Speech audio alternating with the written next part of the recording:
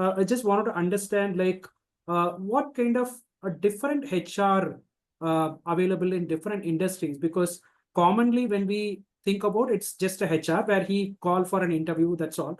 Maybe I might understand there is a recruiter, then there is a HR, then somebody who will be negotiating for salary. Only that I'll understand from a outsider point of view.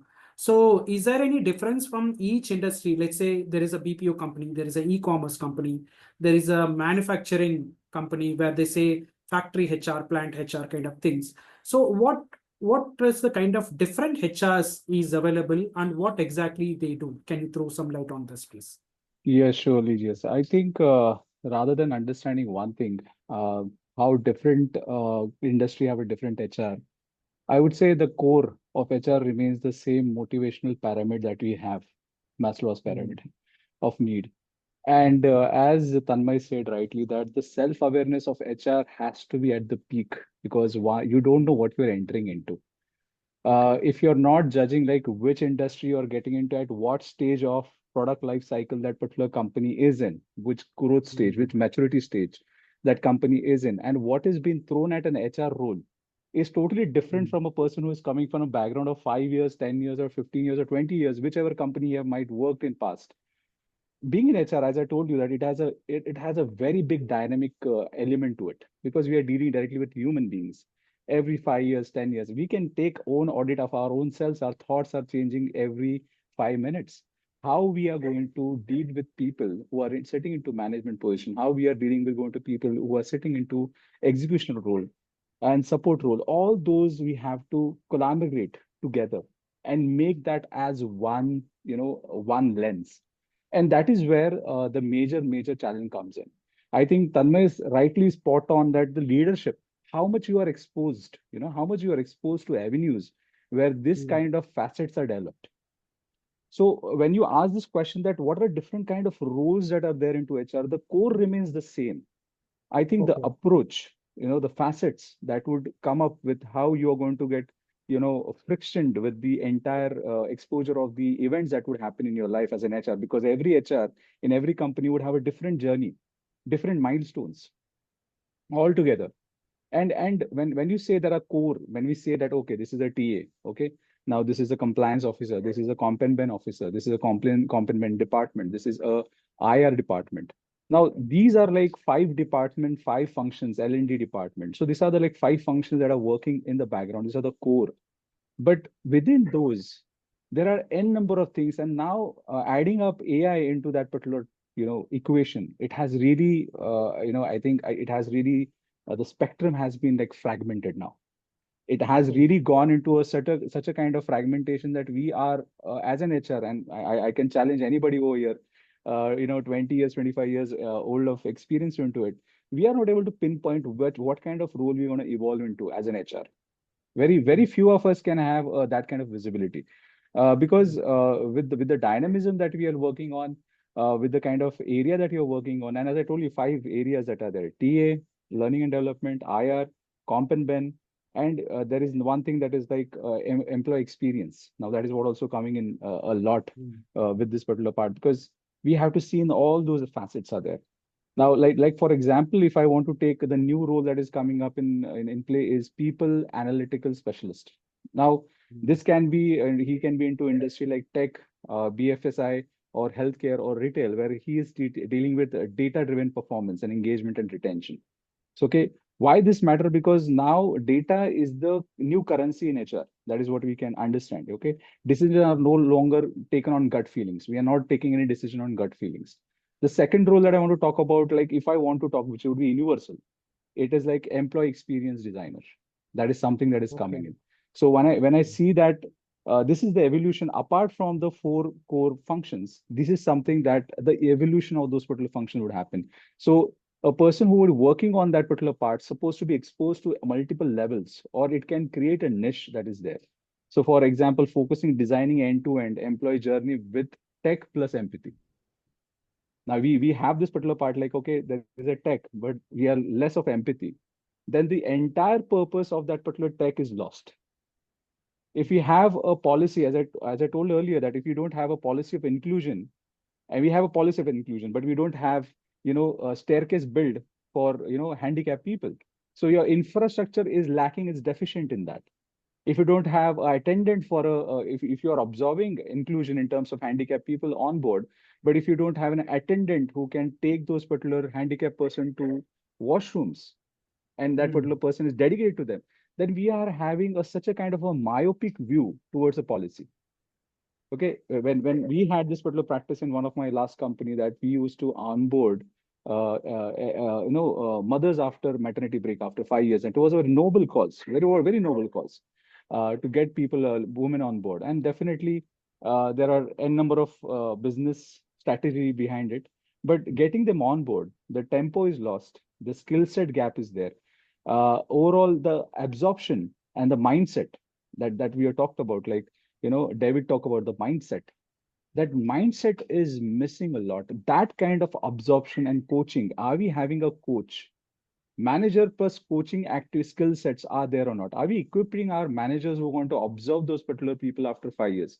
So when I look at these roles are going to be more people oriented as we are driving ourselves into an AI age. No matter if there are five core, but you have to see in that, are we doing people analysis, analytical specialist? Is there any employee experience designer? Is there any HR tech product manager? Like what many companies with AI that are coming in. Now, someone have to understand what is the requirement of an HR, which can be embedded into technology. We don't have people like that. We have people who are they are the good taskmasters, but they are not able to understand how I can take the tasks of HR and put it into a technology and make it a kind of a self-run automated, machine or a software. So we don't have that kind of view. So even if a person who have a 5, 10 years of experience, I think he can reinvent himself to HR tech product managers. So that kind of role we can think about. We have to rethink about HR now. We can't go with the same five areas of HR that is there. Then we have DEI is coming in, lot many times. Like it is one of the most important, is going to be a cornerstone for most of the industry that is there. Diversity, equality, and inclusion. And I feel India is, deficient in this particular field. We have such a diverse country. We are such a diverse country, and the equity and inclusion is, we are really falling short on that point of time. Even transgenders who have been observed are not, supported that way. Even for example, if you take even the, women, there is a kind of gender sensitization programs. They do happen as a checklist.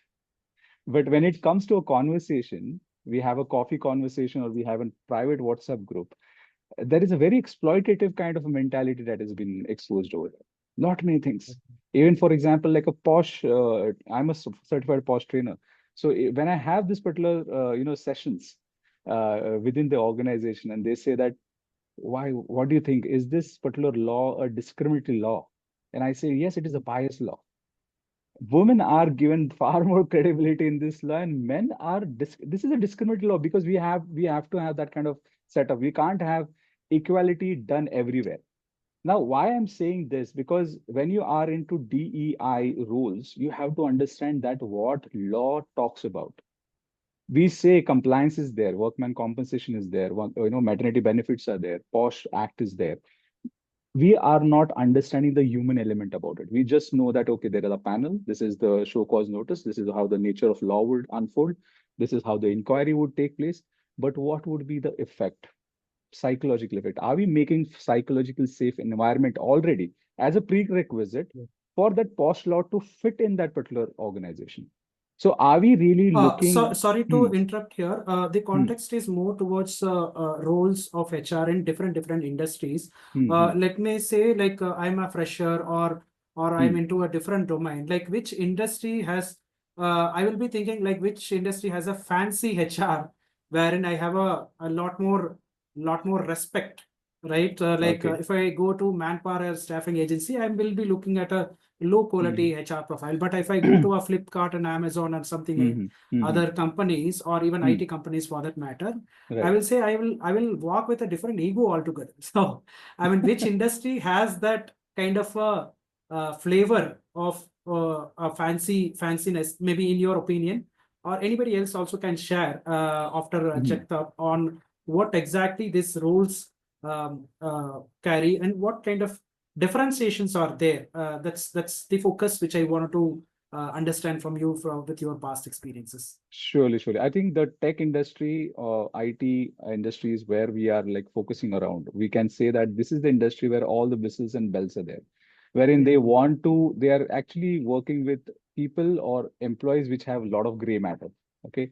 They are up to the upper rung of their evolution as Maslow's need of, need and want, what we talked about. So there is a sense of belonging, sense of, accomplishment, sense of getting analyzed in terms of how my overall personality is fit into this particular role. So I think tech industry is something that they can, target themselves, where all this particular, whatever I was talking about, where you have to be a people-oriented person, you have to be diversity, inclusion, all those parts would be coming in play.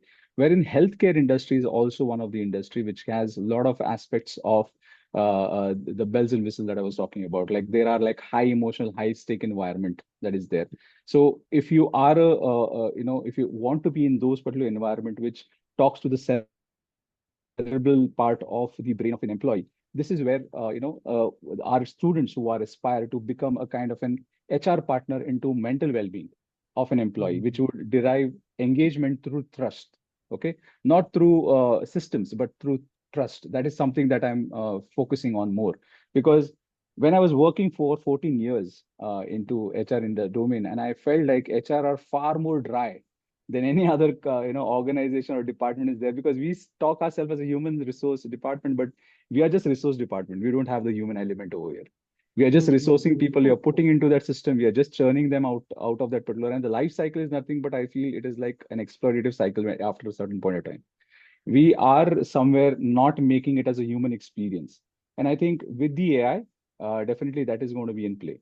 So this is what was my view about those particular part. If I want to exactly pinpoint, then tech and healthcare is something where a person can target on. Wonderful. I think you have given a lot of promising elements in terms of different roles, wide variety of roles, even to the stage of AI automation in various places. That gives a very, hopeful to the people who are entering into the HR or even want to migrate to a different roles. I think you have given a lot of scopes for those Right. kind of roles where I just have to upskill myself or change my mindset into a different role and get into and run my show rather than sticking into, oh, okay, I know only TA, there is no TA roles, or I'm only a HR generalist, I don't know anything, what do I do? This element I think you have broken and have given various nuances of roles wherein they can migrate maybe in a matter of 3 months to 6 months if they are ready for their mindset and a technical skill, if at all it is required. And moving or migrating becomes a lot more simpler. Thank you so much for that.